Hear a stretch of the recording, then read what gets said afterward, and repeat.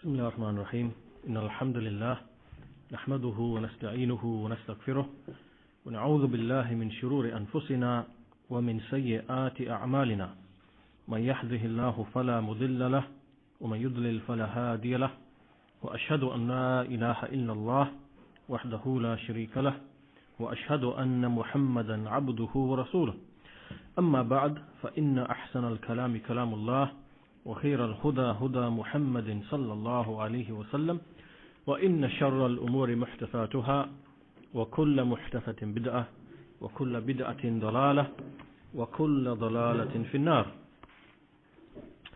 This is our fifth lesson on Aqeedah AT-tahaawiyyah, and in the previous lesson we looked at the statement of Imam At-Tahaawi rahimahullah in relation to the eternity of Allah subhanahu wa ta'ala.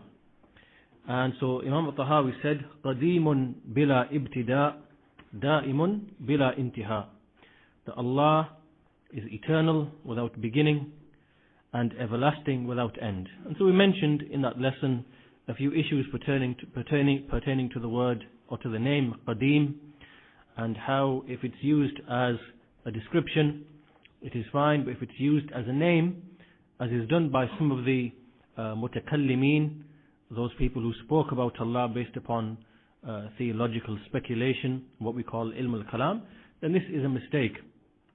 And also because the word qadim, it means that which precedes something else.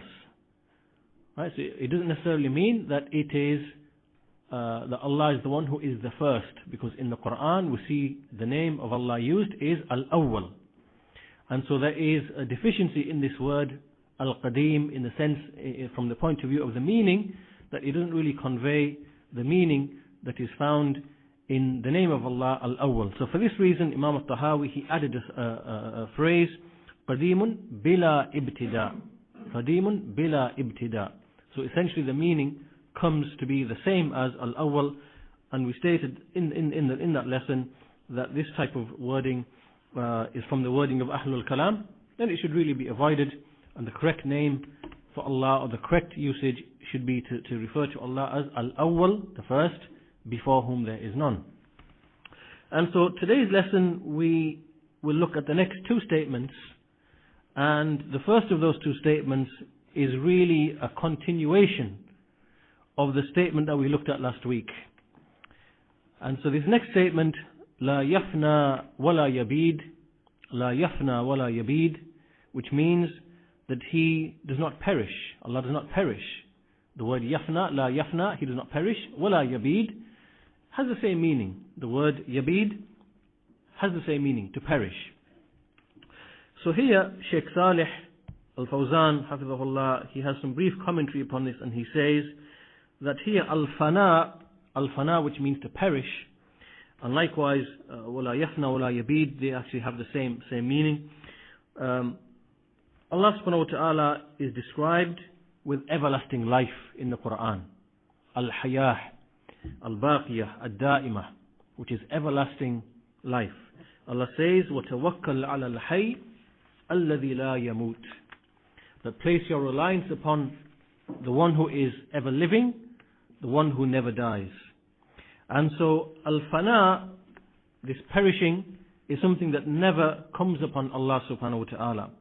Allah says in the Quran, and there are other verses in the Quran which are a proof for this statement, which is, Allah says, kullu shay'in halikun illa wajhah, that everything will perish except His face.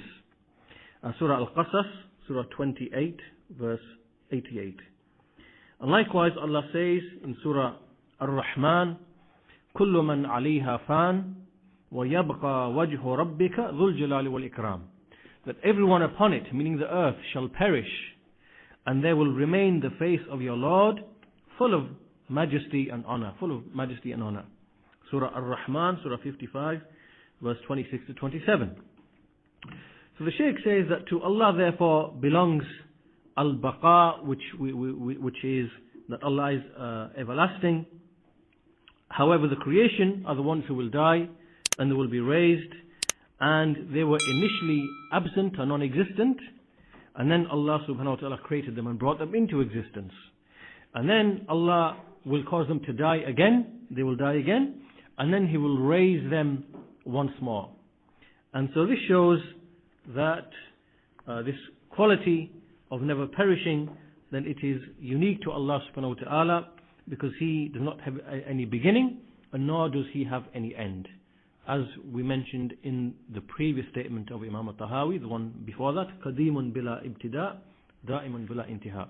And so this statement here, وَلَا يَفْنَى وَلَا يَبِيدُ, this is, if you like, an additional emphasis upon the previous statement.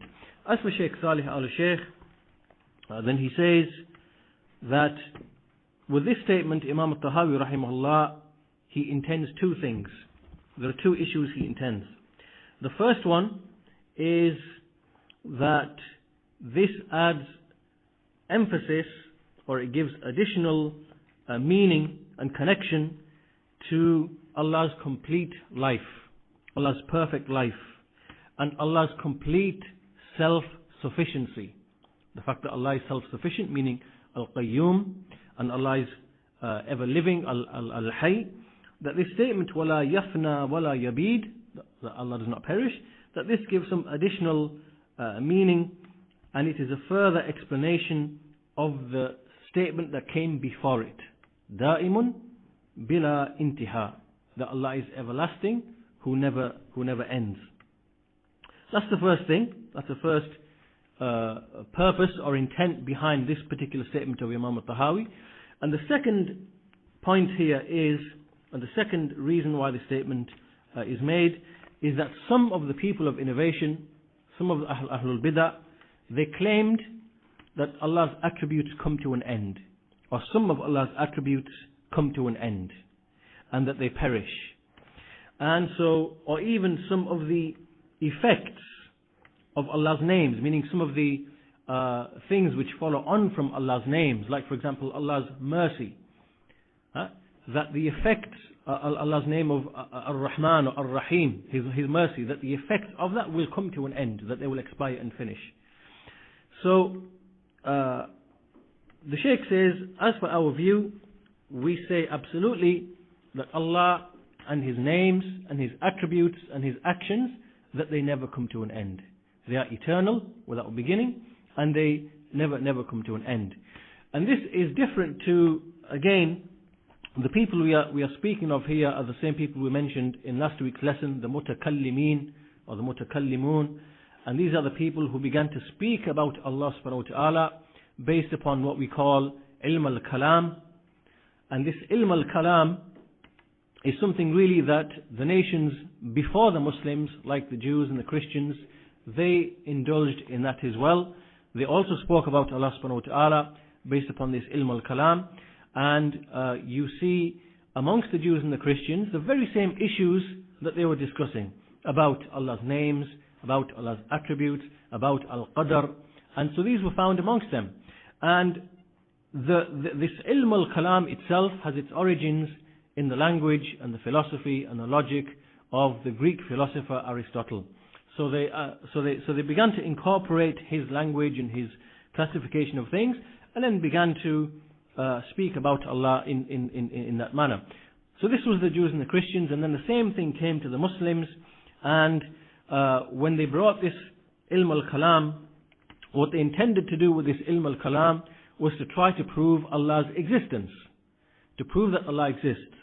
And so they formulated a proof, and this proof, what they basically argued was that everything in the creation that we see is a body, is a substance, and it has certain attributes, it has certain qualities. And then they said that the qualities in things cannot exist on their own. So for example, you never see the color green walking down the street, and nor do you see a headache. You can't point to a headache. Rather, these are things what we call as attributes or temporary things which occur. So what they argued was that these things cannot exist on their own. They have to be in a body, or they have to manifest themselves in a body. So for example, the color green doesn't exist. You can't see the color green walking. Rather, you will only see it, like that chair over there is colour green. And so it has to be in a body. Likewise, a headache has to be in a person. It can't exist in itself. So the first thing they said was that everything in existence is either is a body or it is an incidental attribute, an attribute or a quality. Then they said attributes and qualities cannot exist on their own. Like what I've just explained. You don't see headache walking down the street, you don't see the colour green walking down the street. These are all, you don't see smells and tastes walking down the street. All of these things are qualities of other things. Then they said that because these things cannot exist on their own, they must have had a beginning. They must have had a beginning. And then they said that because these attributes and qualities which are found in things had a beginning, then the things in which they are found must also have had a beginning. Right? So they argued in this manner. Then basically what they were trying to do was to prove that the whole of the universe and everything in the universe, every single body and every single element of it had a beginning at some point in time. Right? So they're basically trying to prove that the universe has a beginning. Now, one of the consequences, or one of the principles they needed in order to make this proof work, is that they said that eternal events in the past, or an endless chain of events in the past, are impossible. Right? So they said it's impossible to have an endless chain of events going back into eternity. Right? So this is really the foundation upon which some of these mutakallimin, these Ahlul Bidah, why some of them said that some of Allah's attributes have a beginning, and others said that some of Allah's attributes have an end. Some of Allah's attributes will finish. This is the principle upon which they began to make the likes of these claims about Allah's attributes. So one group is called we can begin with the Jahmiyyah, and the Jahmiyyah, they said that an endless chain of events in the past is impossible, and an endless chain of events in the future is impossible. Right? So the implication of this was that the Jahmiyyah, or Jahm bin Safwan, said that there must be a point at some time in the future where paradise and hellfire will come to an end. Why? Because an endless chain of events in the future is impossible. Right? And so the effect of Allah's mercy or the effect of Allah's punishment must at some point come to an end, and because an endless chain of events in the future is impossible. So he was of the opinion that paradise will perish and hellfire will perish. And then there were some other people amongst the mutakallimin, the Mu'tazila. They just said that there will come a point at which the people in hellfire will freeze. Everything will come to there will be no motion. Everything will just stop. And they will just, so whatever position the people in hellfire are in, they will stop right like that, and that will, and nothing else will happen thereafter. Again, this is all based upon this false principle that an endless chain of events in the future, an endless chain of events in the past is impossible. And the reason why they made or invented or spoke of this principle, because it allowed them to construct this proof by which they believed they could argue against the atheists and prove Allah's existence. But this principle is false. And likewise, we see that another group called the Karramiyya, these people, they claimed that Allah's attributes, or some of Allah's attributes, must have a beginning. Meaning that Allah existed for a period without having certain attributes, like for example speech. And then Allah became one who was able to speak, or Allah became one who spoke. And the reason for this is because that if Allah subhanahu wa ta'ala was eternally always one who spoke whenever He willed, this would mean an endless chain of events in the past. This would mean that Allah has always been speaking and can always speak, and because speech is tied to His will and power, then it would mean an endless chain of events going into past and infinity. Right? So this is something that would disagree with their proof. It wouldn't allow their proof to stand, to hold water. So for that reason they said that Allah existed for a while, and at some point He brought in Himself the ability to speak, or He brought in Himself the attribute of speech.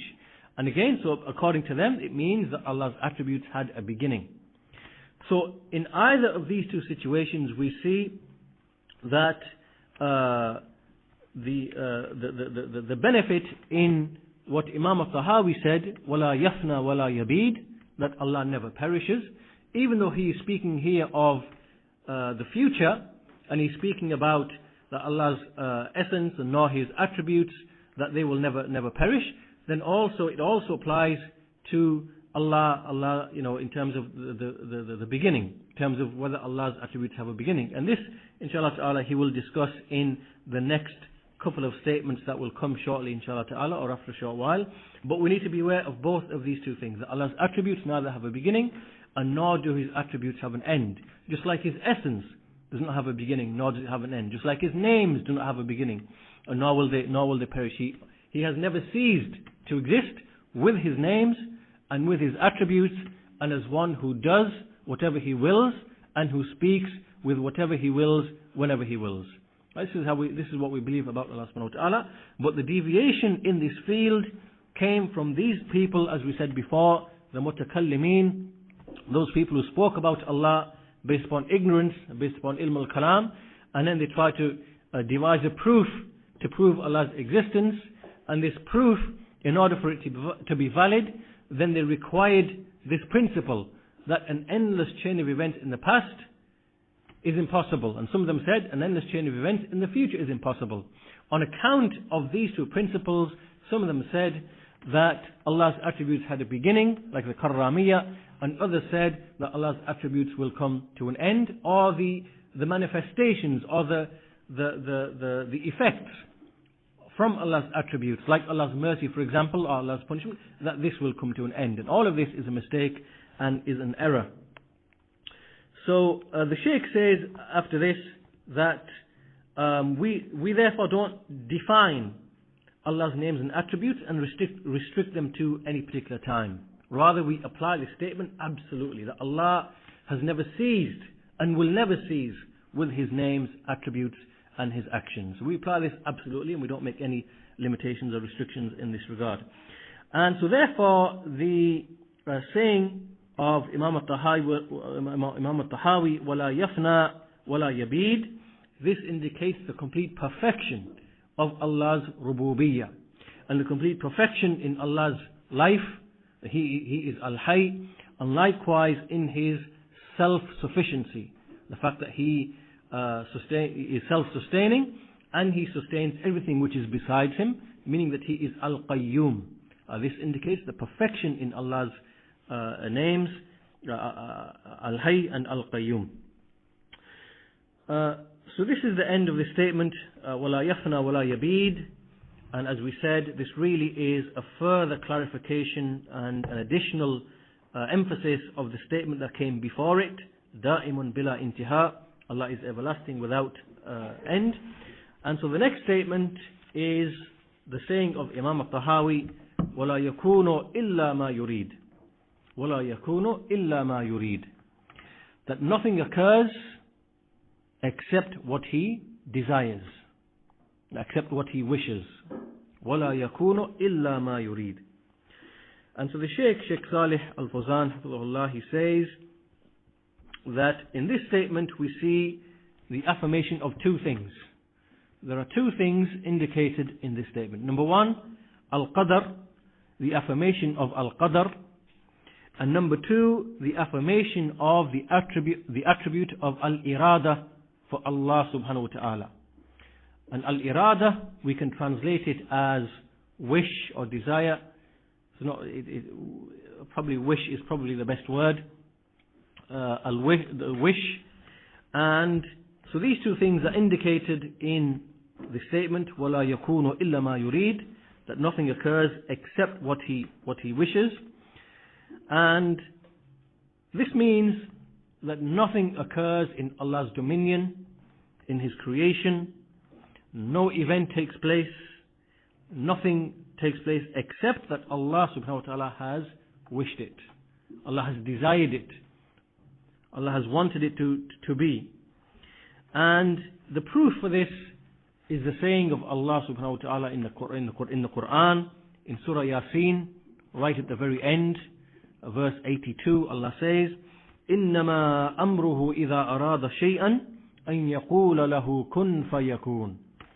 That indeed his affair or his command is such that when he wishes something, when he desires something, that all he has to say is be, and it is.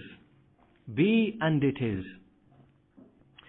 So this means that every single goodness, everything which is khair, and everything which is evil, then all of it is through Allah's irada, through Allah's wish. And nothing comes out of Allah's wish. There is nothing that escapes or is independent of Allah's wish. And the Shaykh says that this statement here is a refutation of the Qadariyah. It is a refutation of the Qadariyah. And the Qadariyah are the ones who began to deny Al-Qadr. They began to claim that the servant, that each one of us, for example, that he creates his own actions outside of Allah's creative power and outside of Allah's wish. They said that man is the creator of his own actions. And the reason why they said this, to explain very quickly, is that they said that when a person commits an evil deed, when a person commits something which is evil, then how can Allah punish someone whom he forced to do an evil deed? Okay? And then they thought that this conflicts with the idea of justice, the al-adl. And so therefore they said that Allah subhanahu wa ta'ala, that although He wills things and He gives men the capacity, it is men who themselves create their own actions. And it is only then that man can be punished for what he does, for the evil that he does. In other words, they had a wrong idea of what is justice, and with this wrong idea they then thought that man, he creates his own actions and only then can he be held responsible for that. And so this really was the foundation of the mistake of the Qadariyah. And we see that this innovation is not something which has disappeared. This is, rather we find it present in books today amongst the people or groups who claim to be involved in da'wah. So we see, for example, the founder of Hizb ut-Tahrir, he is Taqiyuddin al-Nabahani, that in his book Shakhsiyya Islamiyya, we find him outlining this very same innovation of the Qadariyah. One of the first four major innovations which occurred in the Ummah. The innovation of the Khawarij, the innovation of the Rafida, the innovation of the Qadariyah, and innovation of the Murjiyah. And the Qadariyah, the Messenger ﷺ, he spoke about them and he said that they are the Majus of this Ummah, the Majins of this Ummah. So anyway, this was the foundation upon which they spoke of this innovation. And what we say, and in fact the reality of this issue will become clear when we explain it in a bit more detail from the speech of Sheikh Salih al-Sheikh.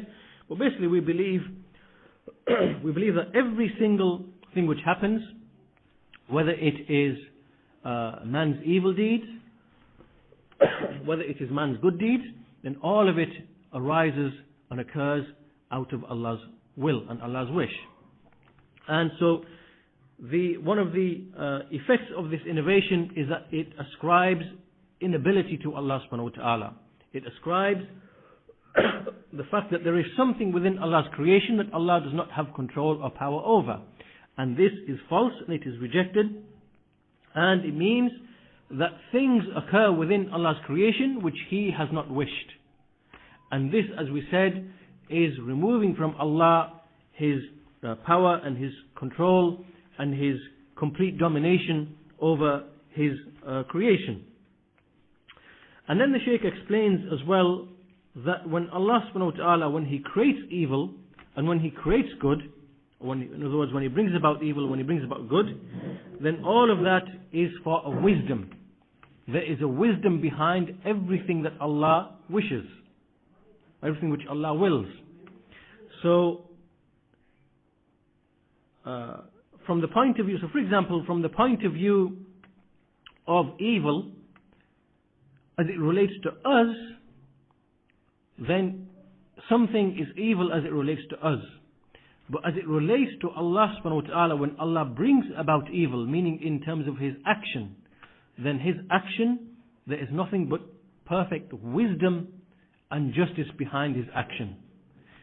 To help you, to illustrate, to give an example, the example which is usually given is, let's say for example you have an illness or some sort of problem, and you go to the doctor, and the doctor requires that you need to be, surgery needs to be done, and you need to be cut, for example, let's say your chest needs to be opened, so he needs to cut open your chest, then you need to be given, whatever treatment. Now, this, as it relates to you, as it relates to you as an individual, and the pain that you feel, and the harm that you feel, and the stress that you go through, all of this is no doubt evil to you. However, the action of the doctor, in the fact that the doctor is actually performing the action, this action, then in that there is a benefit, and there is a wisdom. So things can be looked at in two different ways.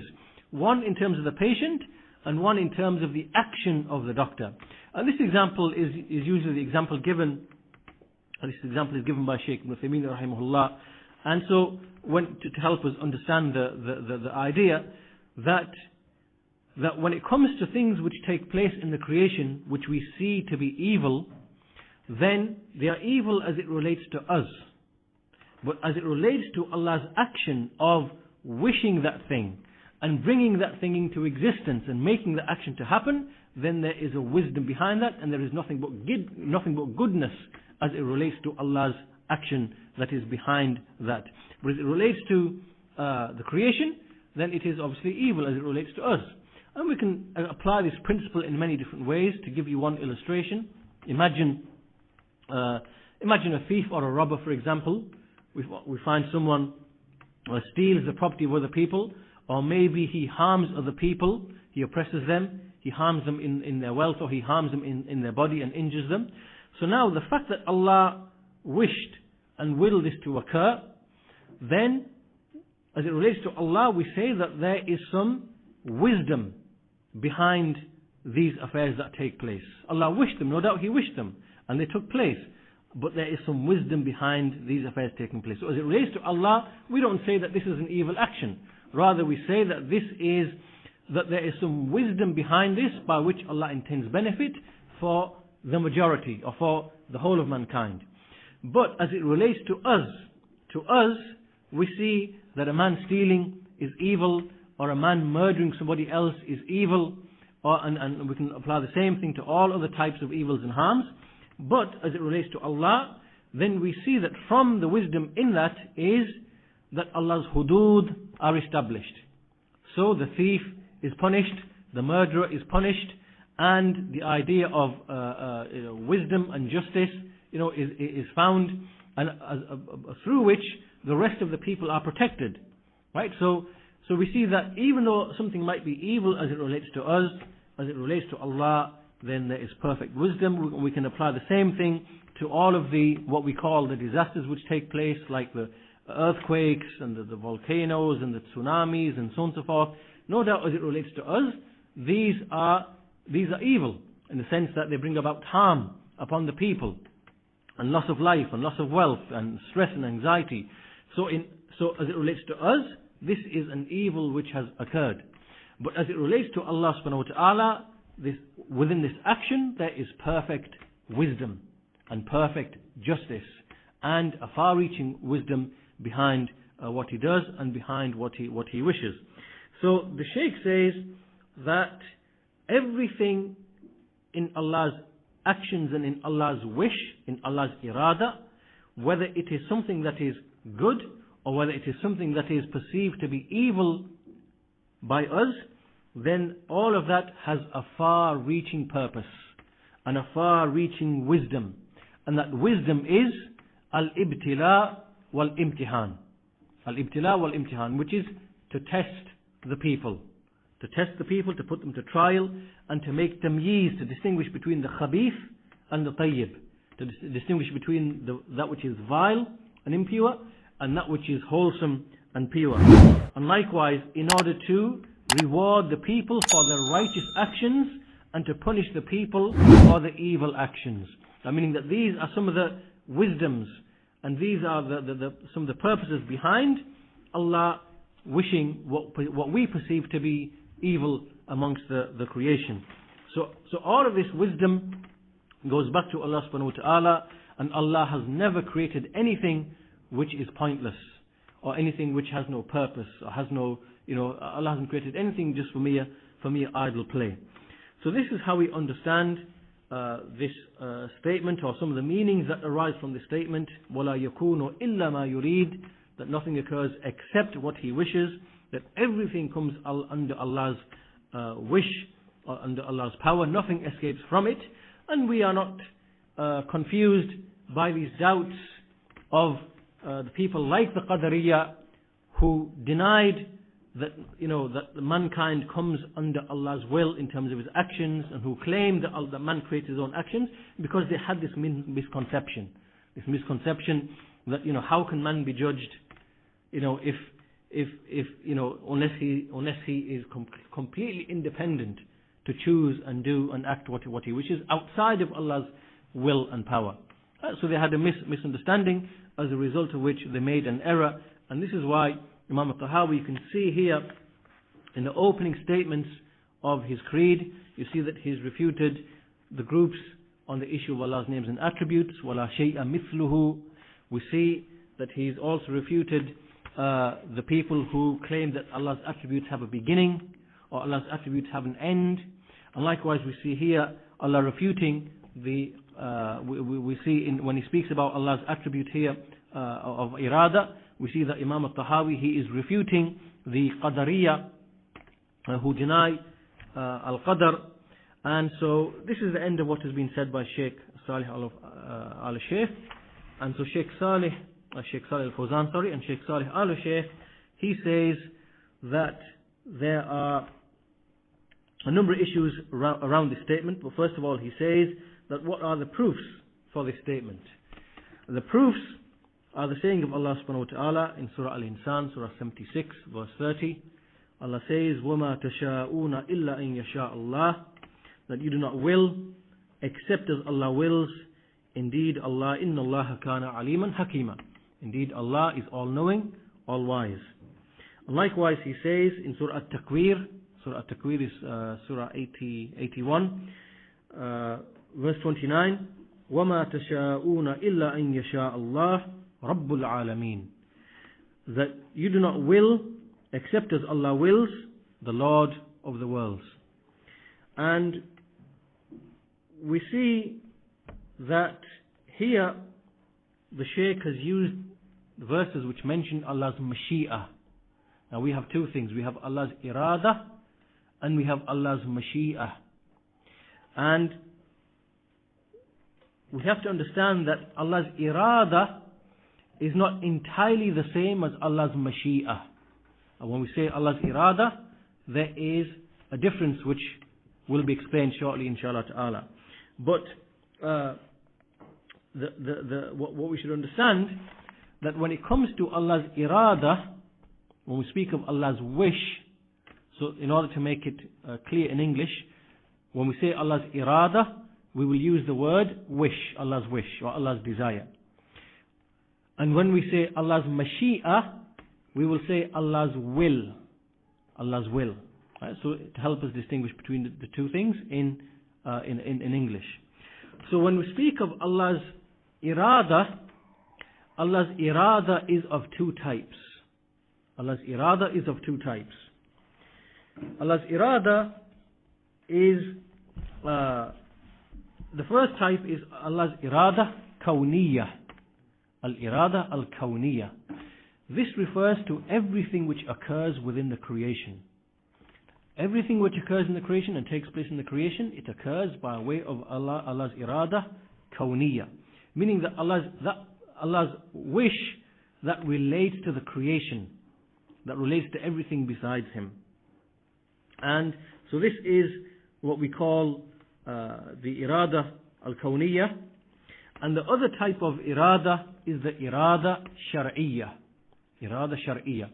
And this is the irada, this is something that Allah wishes and desires from the servants that they fulfill and that they perform and that they abide by. Right, so we as Ahlul Sunnati wal Jama'ah, we distinguish between these two types of irada, and we don't treat them to be the same. If we treat them to be the same, then this will lead us to the mistake, and it will lead us to the foundation of the bid'ah of the Qadariyah and the Mu'tazila who spoke of the bid'ah of al-Qadr. Right? We distinguish between these two types of irada. Allah has an irada which is irada kawniyya as it relates to everything in the creation, and an irada which is shar'iyya which relates to the things which Allah requests and desires from His servants in terms of the commands and in terms of the prohibitions. So for example, Allah subhanahu wa ta'ala, He wishes for His servants to have iman, to have faith. He wishes for His servants to establish the prayer. He wishes for His servants to, and desires from His servants to follow and obey the messengers. He wishes and desires from His servants that they honor and respect the parents, and so on and so forth, from all the other things which are desired in the Sharia. At the same time, Allah subhanahu wa ta'ala, He does not wish, He does not like from the point of view of the Sharia, He does not wish from the point of view of the Sharia, the irada shar'iyya, that a person become a disbeliever, or that a person choose disbelief, or that a person commit shirk, or that a person fall into disobedience, or that a person commit a major sin. However, so this is Allah's irada shar'iyya. However, Allah from His irada kawniyya, He will wish and will that a person actually fall into disbelief, or that a person accept iman, or that a person fall into a major sin, or that a person do a righteous deed. Right? So we distinguish between these two things. And so from one angle, we see that nothing occurs in Allah's creation, neither shirk, nor kufr, nor disobedience, nor iman, nor tawheed, nor obedience. All of these things are exactly the same as it relates to Allah's irada kawniyya. Allah's irada kawniyya. Everything which takes place is exactly the same as it relates to Allah's irada kawniyya. The belief of a believer, the disbelief of a disbeliever, the shirk of a mushrik, the sin of a disobedient one, the righteousness of an obedient person, all of this comes under Allah's irada kawniyya. But as it relates to Allah's irada shar'iyya, then this is separate and this is different, and Allah only wishes from His servants that which He has revealed to them through the books and the messengers of Tawheed and the Iman and the Sunnah and righteousness and so on and so forth. So we make a distinction between these two types of irada. But what is the difference between irada and mashi'a? Okay, what is the difference? And basically, when we speak of Allah's mashi'a, Allah's will, then it is the same as Allah's irada kawniyya. Okay? These two words at this point can be used interchangeably. When we say al-mashi'a, Allah wills something, then it only refers to those things which are from the affairs which are kawniyya. So this then makes it equal to Allah's irada kawniyya. So irada kawniyya and Allah's mashi'a are the same thing. So whether we say Allah wills in this case, or whether we say Allah wishes, right, then really they are the same thing because they are relating to everything which takes place in the creation. But we cannot use the word mashi'a to refer to Allah's irada shar'iyya. We don't say the mashi'a shar'iyya. There's no such thing, because Allah's mashi'a is only used for those things which take place in the creation. Only for those things which take place in the creation. Whereas Allah's irada, Allah's wish, what Allah desires, that can refer to, things which take place, which He wills to take place, and things which He does not will to take place. Right? So Allah didn't wish, Allah He requested from Abu Jahl to become a believer. Right? So from His irada shar'iyya, He wanted Abu Jahl to become a believer. But from His irada kawniyya, which is the same as Allah's mashi'a, Allah's will, He did not will that Abu Jahl should come a believer. Okay, so we distinguish between these two, and so irada is not the same as mashi'a in every single respect. Rather, the irada kawniyya is Allah's mashi'a, and as for the irada shar'iyya, that is not, we cannot speak of that in terms of Allah's will. And so this is basically what we distinguish between these two things. And so after this, after it's become clear to us that when we speak of Allah's irada kawniyya, that it is the same as the mashi'a, then we see that there are a number of verses which speak about Allah's wish. Allah says, وَمَا اللَّهُ يُرِيدُ ظُلْمًا لِلْعِبَادِ, that Allah does not wish for oppression upon His servants. And Allah says, يُرِيدُ اللَّهُ بِكُمُ الْيُسْرَ وَلَا يُرِيدُ بِكُمُ الْعُسْرَ, that Allah, that He wishes for you ease, and He does not wish difficulty upon you. These verses are speaking about Allah's irada shar'iyya, meaning that by way of what Allah has revealed, the commands, the prohibitions, Allah does not want to burden you. Allah does not want to commit oppression upon you. Does not want to make things hard upon you and burden you. Rather, all of this refers to Allah wishing and wanting ease and benefit for His servants. And so also we see that Allah subhanahu wa ta'ala, He mentions about some of the disbelievers. He says in the verse, وَلَوْ عَلِمَ اللَّهُ فِيهِمْ خَيْرًا لَأَسْمَعَهُمْ وَلَوْ أَسْمَعَهُمْ لَتَوَلَّوْا وَهُمْ مُعْرِضُونَ.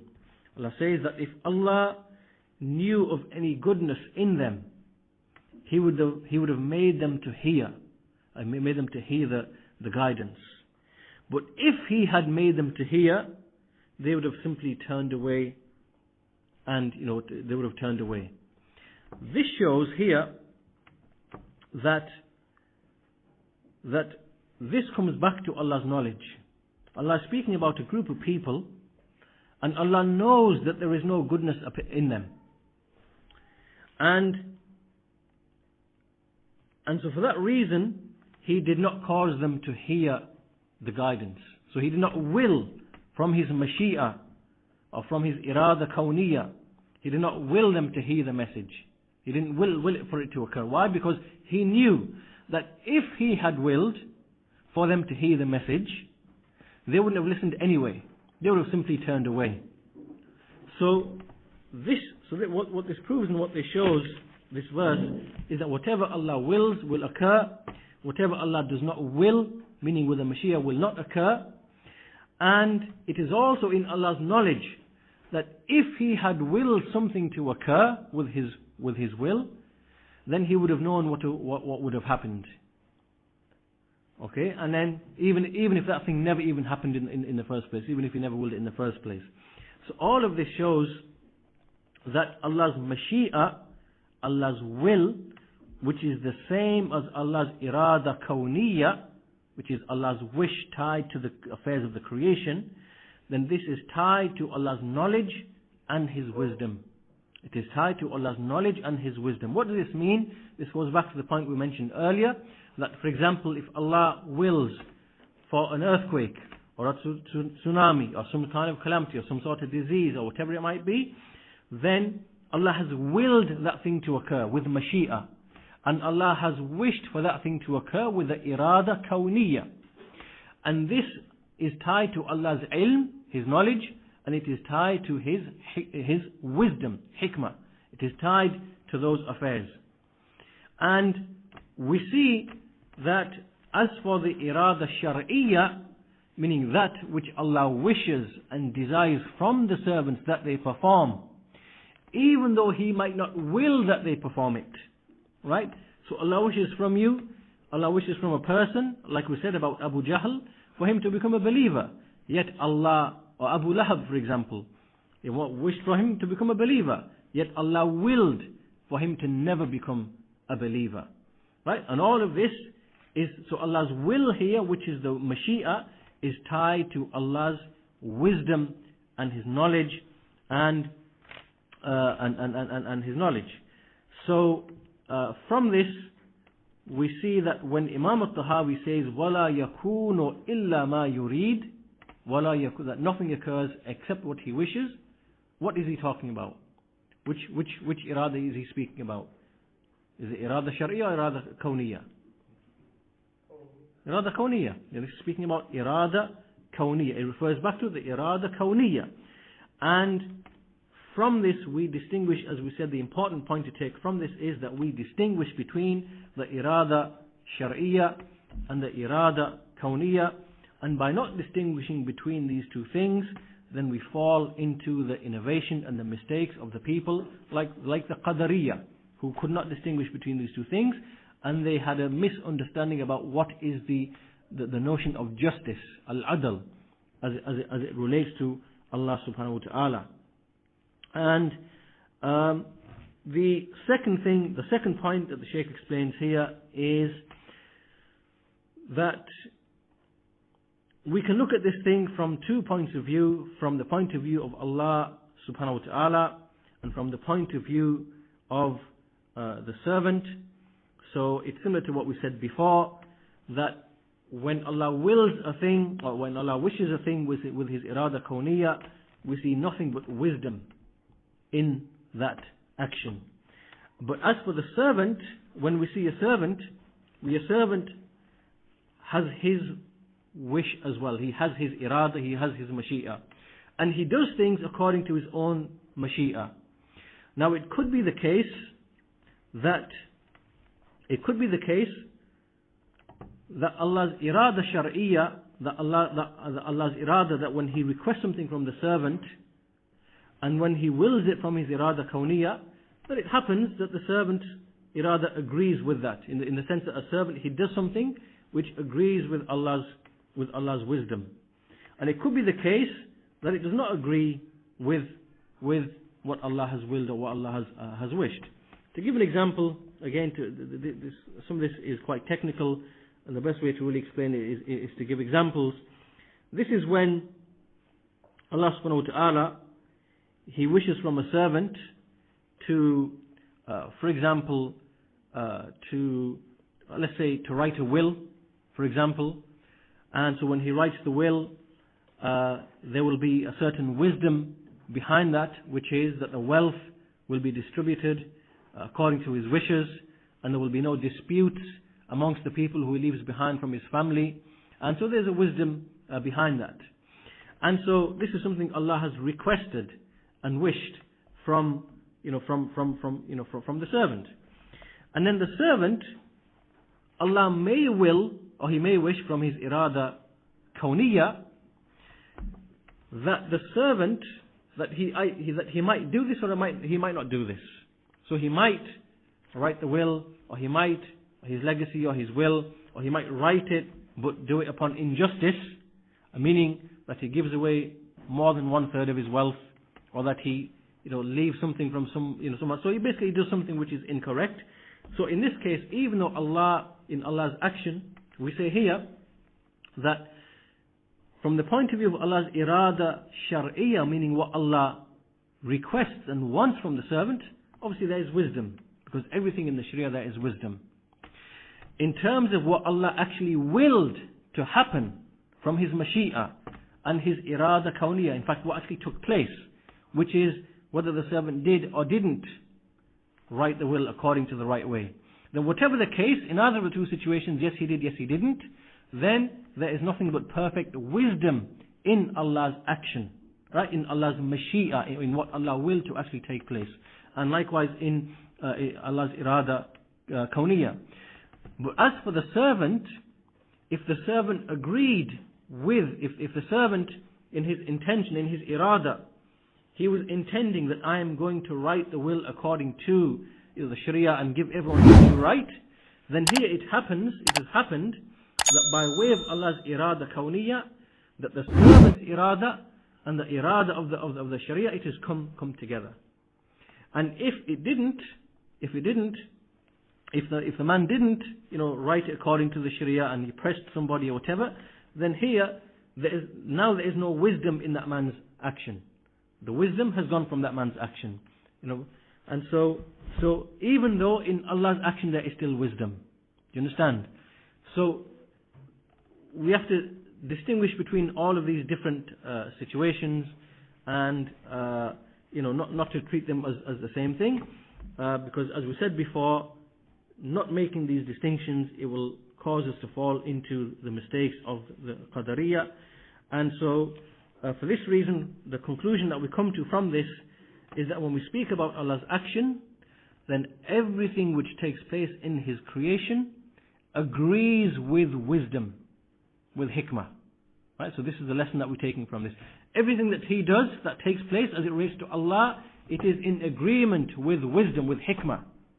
But that cannot be said about the actions of the servants. So as it relates to me and you, that when we do something, then it may or may not relate to hikmah, as it relates to us and what we intend, as it relates to the fact that these are our actions.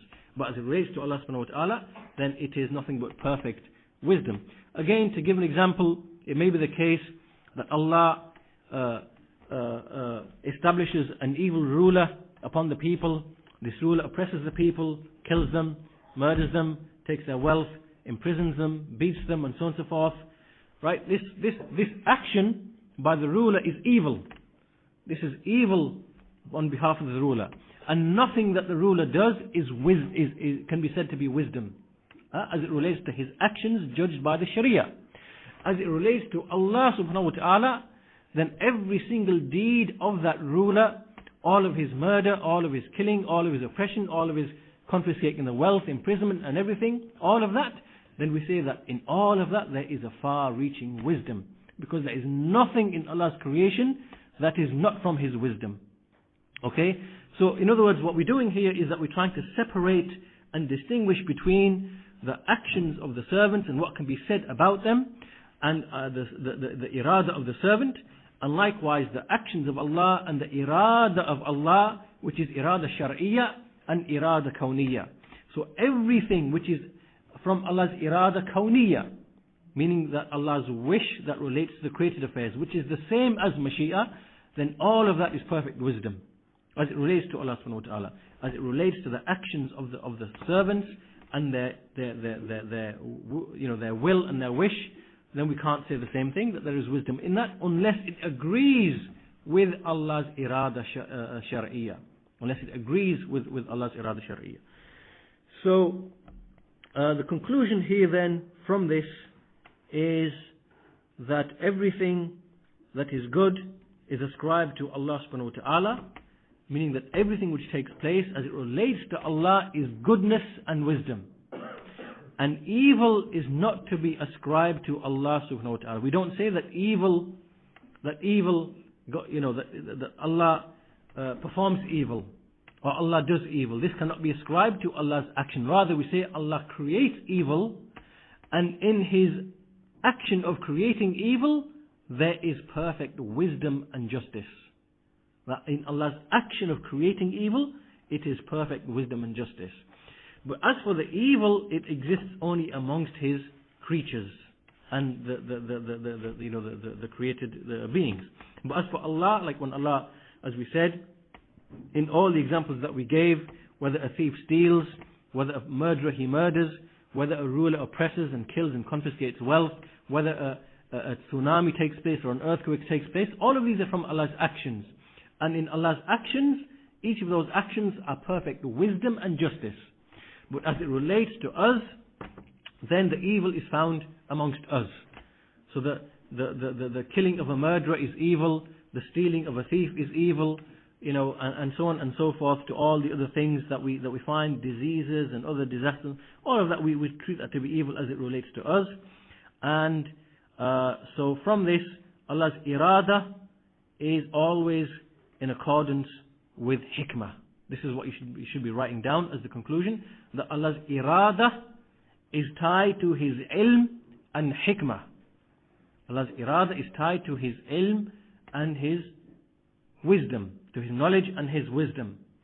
And so, whether that is, so in the Sharia, what we see in Allah's Sharia, all of the legislations and the commands, and all of that is perfect wisdom and justice.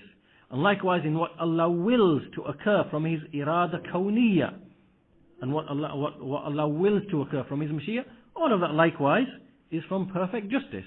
Nothing takes place except which is just and perfect wisdom, hikmah. All of that is tied. And the Shaykh says that again we have many other issues branching off from this discussion, like for example, what is dhulm, what is oppression, what is justice, what is there's many other things to do with disbelief taking place and sin taking place, and a man and his own actions, does he create them? All of these are separate issues.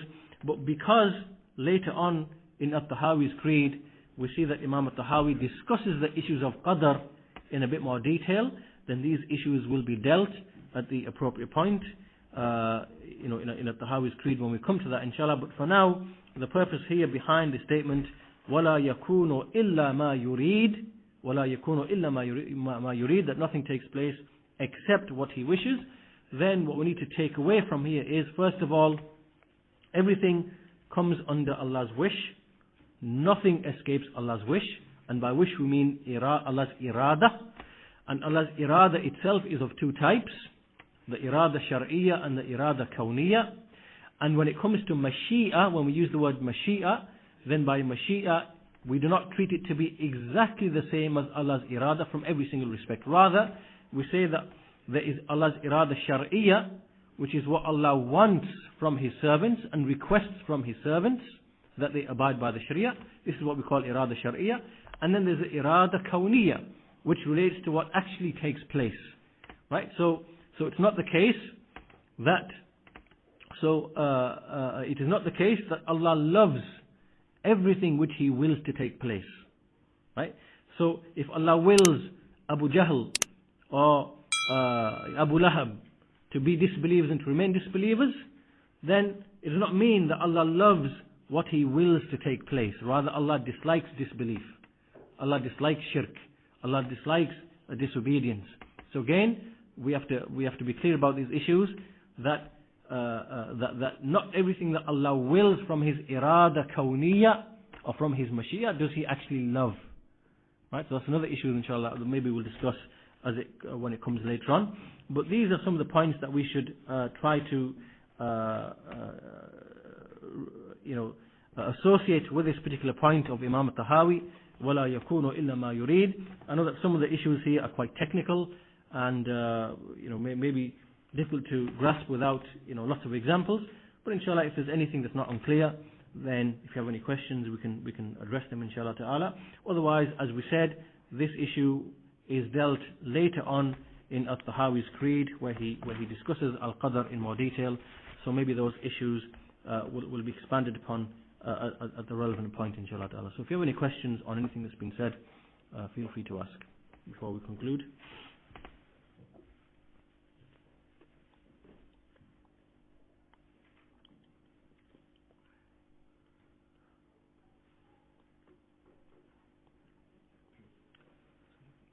Is it correct to say Abu Jahl's kufr is from Allah's irada kawniyya, not from Allah's irada shar'iyya? Right. But the iman of Abu Bakr is from both Allah's irada kawniyya and irada shar'iyya. That's right, that's correct.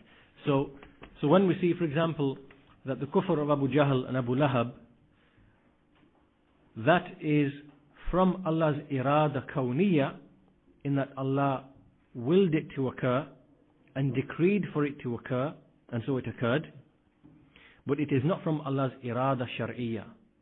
Right? So things which are disobedience to Allah subhanahu wa ta'ala, then we see that there is a departure between Allah's irada kawniyya and Allah's irada shar'iyya, because Allah in His irada shar'iyya wants Abu Jahl to be, wanted Abu Jahl to be a believer, and Abu Lahab to be a believer, and a kafir to be a believer. Okay, but as it relates to, for example, Abu Bakr radiyallahu anhu, when he became a believer, then there is agreement between Allah's irada kawniyya and so in other words, the two types of irada come together. So Allah's irada kawniyya, Allah willed it to occur that Abu Bakr become a believer, and this is also something that Allah requested shar'an, meaning from the point of view of His legislation, from the point of view of what He requested from His believing slaves. So those two things come together. So basically, in every single good deed of a believer, Allah's irada shar'iyya and Allah's irada kawniyya, they come together. They come together. But as for everything which is disobedience and disbelief and shirk and so on and so forth, then the two separate. So even though Allah wanted it and desired it from the point of view of the shar, from the point of view of the legislation which He sent to His creation, that He never actually, even though He requested it, He never willed it to occur. Meaning He never willed it that a person abandon disbelief or become a believer or abandon disbelief and so on and so forth. So yes, that's the easy way to remember that in every deed of goodness, the two come together, and in every deed of disobedience, then the two separate. The two separate.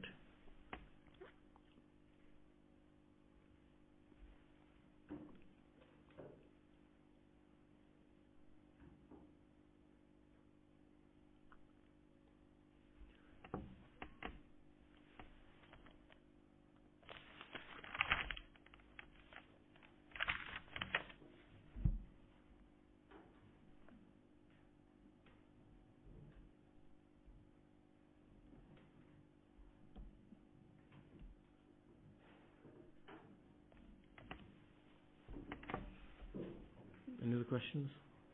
All clear? Test you on it then, yeah? Okay. So, what are the two types of irada? Okay, what is each one?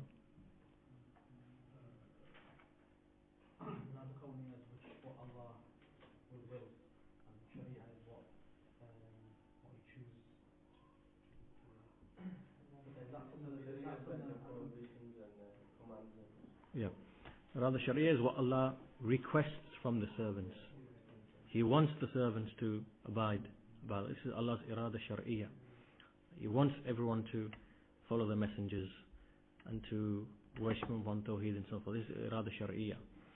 Whether it actually takes place or not, that's Allah's irada kawniyya. Right? And in everything that Allah does, there is far-reaching wisdom and purpose. So as we saw in what Sheikh Saleh Al-Fawzan said, he said that Allah creates evil and creates good for a wisdom. And behind all of that is to test the people, put the people to trial, right? And to separate the evil from the good, and to reward the good, and to punish the evildoers. So all of this really is kind of tied together. Really, you have to get the complete picture by tying all of these issues together. And it comes back down to Allah not creating the creation, without any purpose. Allah created for a wisdom, for a reason, and so He sent messengers and books which explain His irada shar'iyya, right? Which explain to the servants what's required from them and what they ought to do and how they ought to behave and how they ought to worship Allah alone. This is what Allah wants from them. But from Allah's irada kawniyya, then meaning in terms of what Allah wills to happen in the creation, then that there is perfect, complete wisdom,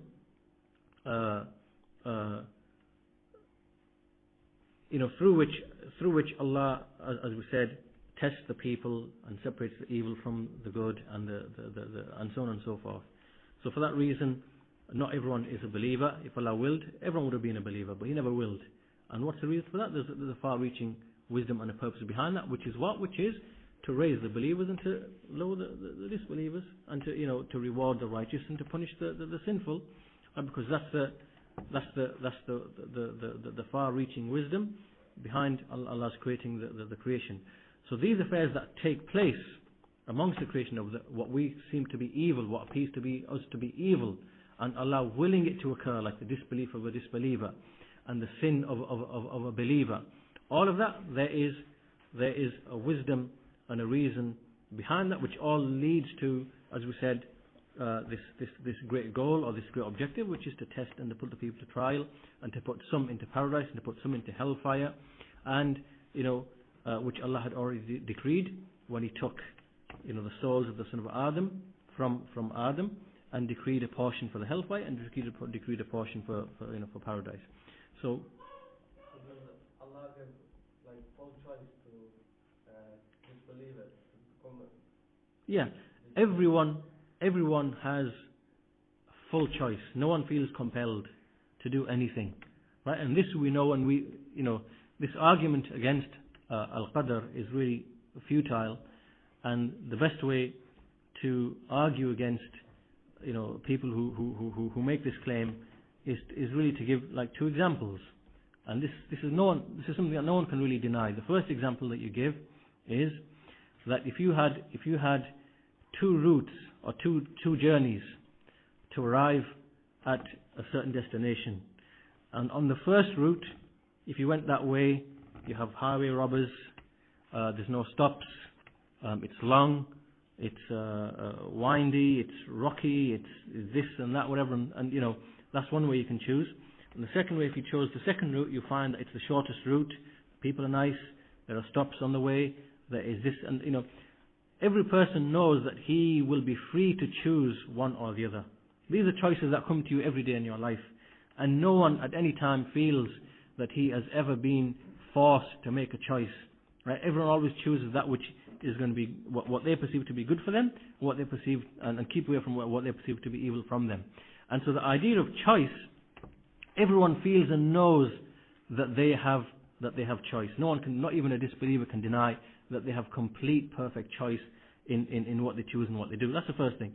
The second thing is that if someone argued from the point of view of justice and oppression, then you could go to them and slap them in the face, put a rock through the windscreen, pour acid over the bonnet, burn their lawn, kill their dog. Not that I'm saying that you do that, but I'm just giving an example. And then you could do all sorts of oppression to them and say, Allah decreed for me to do that from Allah's qadr. I was compelled. So there's no notion of justice and oppression. Right? So you can't say nothing to me. You should just be happy with it. Right? And of course, no one is going to really accept that line of reasoning. Not even a disbeliever is going to accept that line of reasoning. No one's going to accept that line of reasoning. Rather, he will know that there is an idea of justice present, which everyone, because this idea of justice, al-adl, and a notion of oppression, is something that's from the fitrah. There are some things which are from the fitrah. From the fitrah is everybody knows that everything which is originated has an originator. Right? This is something that everyone's fitrah will immediately recognize. This is from the things that Allah has put within a soul and within the creation, in their fitrah. That everyone knows that if a glass fell on the floor, it didn't fall on the floor by itself. And if a glass is found on the table, it didn't come there by itself. Someone put it there. Right? So every originated thing has an originator. Also from the things is that every soul knows it has inherently the notion of justice and oppression. Right? So if you just walked up to somebody on the street and just punched him in the face for no reason, then everyone who sees this, because they still have aspects of the fitrah within them, they will know that this is injustice. This is wrong. That's why even the atheist, because you still see aspects of the fitrah coming through in an atheist even. Right? He will know that that injustice is injustice. He will know that. Right? But what we see with the atheist is that he tries to cover and bury that fitrah. Okay, so even though sometimes that fitrah will come through and it will manifest itself in his in his behavior or in his speech. So even this idea of knowing something to be an injustice, then this is, as we said, in the fitrah of all people. And so when you use this argument against even a non-Muslim or an atheist about this idea of justice and that there has to be responsibility for people in the actions, it's something that they can't deny. So otherwise you give them that example that, if I slapped you and, did this and did that, the other, whatever, and damaged your property and whatever, then, there's no such thing as justice. So how can you hold me responsible? So you have no. So obviously that's what we call an argument for morality. So from your choice, something that Allah will happen. Yeah. You chose to do the action, but you are within Allah's complete power and control and mashia. Nothing you do, it comes outside of Allah's mashia. But Allah, in willing you to do that thing, there is a perfect wisdom in Allah's action, in willing you to do. So in the atheist being an atheist, right? Even though the atheist has chosen to be an atheist, right? Even though the proof is established against him by way of his fitrah and by way of the messengers and books being revealed, right? So the hujjah is established upon him, right? And he's chosen his path, right? So it's perfect wisdom and justice that he enter the fire. So he can't argue from the angle, right? And as we said, he can't argue against the idea of justice either, and oppression either, because inherently he knows the idea of justice and injustice is real and true. By way of the example that I've given to you, that if you slap him in the face, break his leg, kidnap his cat or whatever else you want to do, and tell him that you've got no right to invoke any idea of justice or injustice, right? Because this is hypocrisy on your behalf, right? Because where do you get your idea of justice from and injustice from? There is nothing, So he has to accept that there's an idea of justice and injustice, right? So that is, and so when it comes to Allah willing disbelief upon a person, or Allah willing sin upon a person, right? The person has complete choice to do that.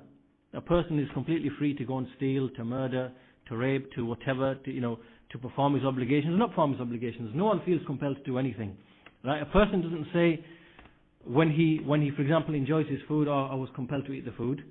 He knows he desired and willed and wished to eat that food. He knows he chose and wanted to eat that food.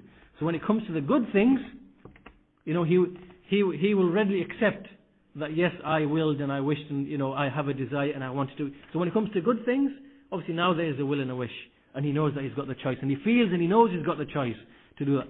When it comes to the evil he performs and creates, Allah forced me to do this. Allah wished to do this. Allah, so we can see the hypocrisy as well. That in this argument there's a lot of hypocrisy, and really people follow the desires, whether they are sinful Muslims or whether they are atheists and disbelievers who try to invoke this idea of justice and injustice. So basically what we say is that in every single thing that Allah does, like what Imam Tahawi said, وَلَا يَكُونُ إِلَّا مَا يُرِيد, that nothing occurs except what he wishes. So, and his wish, his irada is tied to his ilm and his hikmah, his knowledge and his wisdom. And so everything, the disbelief of an atheist, the shirk of a mushrik, the kufr of a kafir, the belief of a believer, the righteousness of a righteous believer, all of that, there is perfect wisdom in everything. And so everything, the fact that one will get punished and one will get rewarded, all of that is perfect wisdom, perfect justice. It's from Allah's adl. And there is no dhulm, oppression in any of that whatsoever in any of Allah's actions. But there is dhulm in the actions of the servants. Anyway, so inshallah maybe we will expand upon these issues when we come to the issue of al-qadr a bit later on. So with that we conclude today's lesson inshallah. 2 weeks after that. With that, subhanakallahumma wa bihamdika ashhadu an la ilaha illa